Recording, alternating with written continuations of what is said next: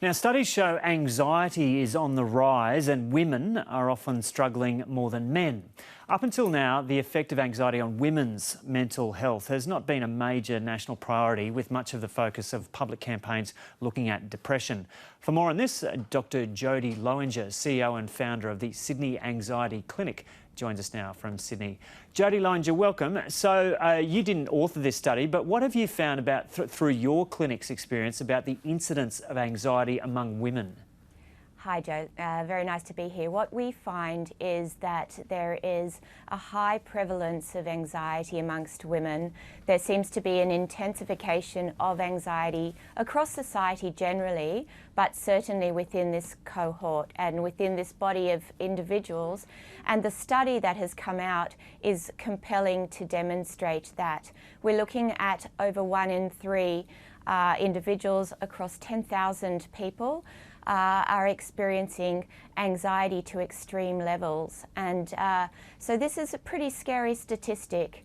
But the good news is that there is so much that can be done to help people with anxiety. And what are the statistics in relation to women? So women particularly, the statistics were showing that over 30%, so over 1 in 3, I think it was around 36%, are experiencing anxiety to an extreme level. And it was the most prevalent of the mental health concerns that were coming through in this study, which had a very broad cross-section of women across society. The most prevalent group within that for anxiety was 18 to 35, the age group, and it was a massive 64%, I think was the statistic of that. And they are reporting that they very much want more help in the anxiety that they are experiencing. And when you say that certain people are experiencing anxiety to an extreme level, because I guess we all experience anxiety at some stage, what are the symptoms of anxiety at extreme levels? Yeah, it's a really great point that you raise, in that anxiety is part of being human. We do all experience it to some degree. And so I conceptualize it on a continuum of normal human behaviour. Where it tips into more extreme levels is it's a physiological reaction to perceived threat in our environment. And so that physiological reaction is really the physiological representation of the fight or flight reaction that's taking hold in our body. It's our body's way of protecting us in the case of threat, but it's responding in the case of perceived threat. So perceived threats such as fear of not being good enough or fear of failure. And the way that physiological reaction plays out is we might get an escalated heart rate, we might have rapid shallow breathing or sweatiness, or just this overarching level of agitation and frustration. So actually anxiety and anger, or agitation, irritability, they're two sides of the same coin. They're representations of the fight or the flight reaction. That's there to help us when we need it, but it's a really unhelpful reaction when it's just happening in response to perceived threat or worry thoughts that say maybe we're not quite good enough in this society that we live in. And were you surprised or not that there was a high incidence of it in this age group, 18 to 35?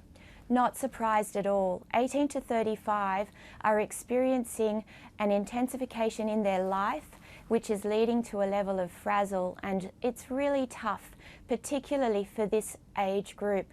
We are in a digital era. Digital technology is pervading our lives, and the way that influences our day-to-day is we want to be presenting our perfect versions of ourselves. And so that leads into this compare and despair and a fear of not being good enough. And when we're trying to do our best and give our best, and we're talking about women here, but these sorts of messages are important for society at a general level, is it runs counter to what we are experiencing through social media, where everybody typically presents their best versions of themselves. So it is an airbrushed version of reality, and it sets the benchmark really high, and it leads people to just doubting themselves, second-guessing themselves. The other area that is impacted within all areas of society, but potentially more intensely within this 18 to 35 age group is it's impacting on downtime. There's no downtime, and it's also impacting on the amount of sleep that we get. And when we're having children, let's say 18 to 35 is the predominant age group where we're having children, then there is the impact on our children as well, where children are learning how to use an iPad before they can walk and talk, and it's impacting on their ability to get to sleep.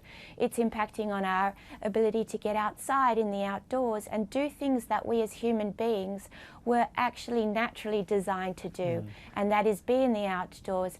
Connection is impacted as well. So we are connecting through social media, and it's phenomenal, but it's also disconnection. It's not the connection that we need as human beings.